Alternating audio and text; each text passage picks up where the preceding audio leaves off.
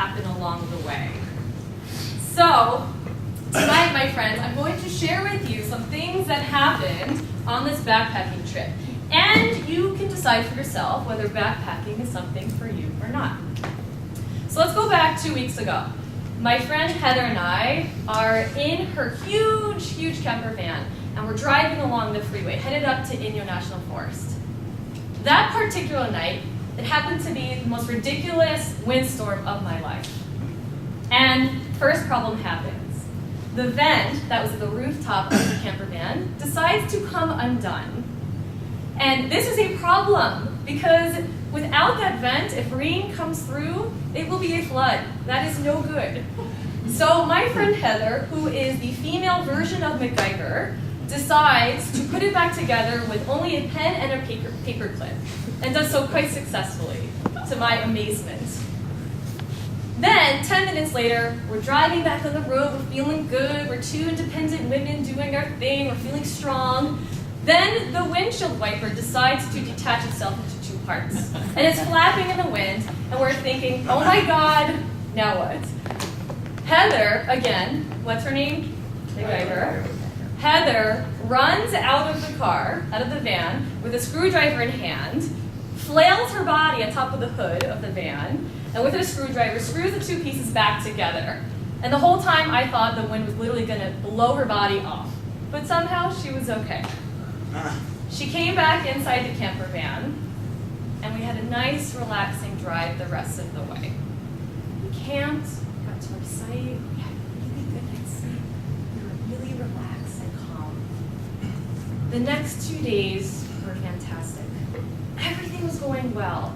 I meditated, I connected with my higher self. I'm so happy. And then I journaled, I explored the wilderness, I saw little animals. I was like, this is so great. But by day 3, it all went to hell.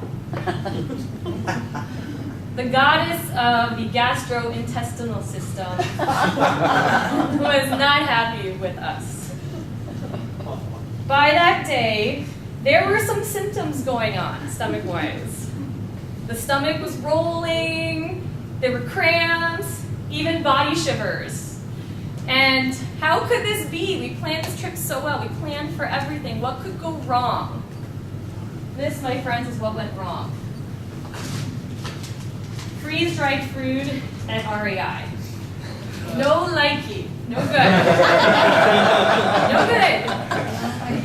So there were about 3 meals I can remember that we ate. One of them, this one, is Himalayan lentils and rice. And if I check out the ingredients, there's about 20 different spices and flavors. But we thought when we were at REI, oh, this is perfect. We're gonna have great flavorful meals. How perfect. No.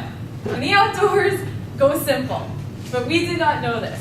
So there's Himalayan lentils and rice. There was also chicken gumbo. That was pretty bad. And then there was Texas barbecue chicken and baked beans. Yes, exactly. So by that day, so I was not ready to eat anything else. My stomach had shut down. It was angry with me. It didn't want anything else. And by this night, it was the last night that we were there, and there were 2 meals left. There was plain white rice, and then there was Texas barbecue chicken and baked beans. Now, I would rather have starved myself to death than eat Texas barbecue. I was not going there. And so there we were, and we were looking at our food options, she and I. Luckily, she was starting to feel a little better.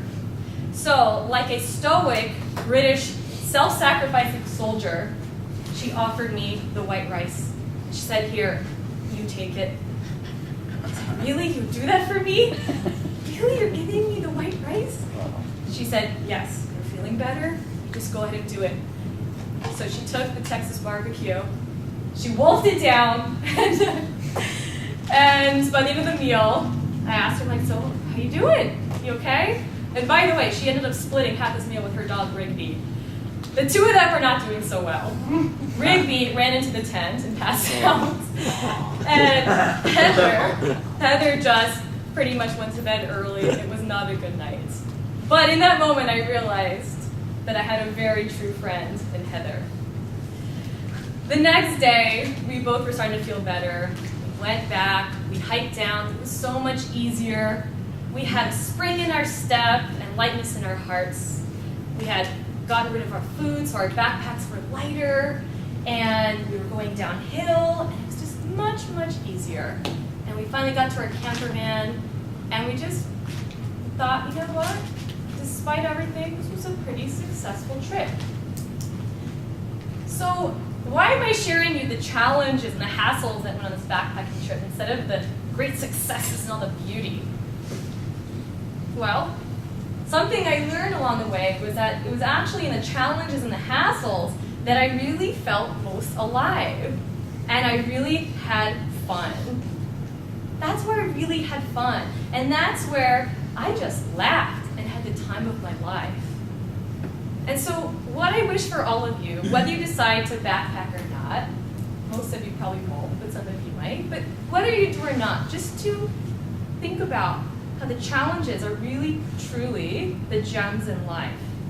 And I wish for you only this.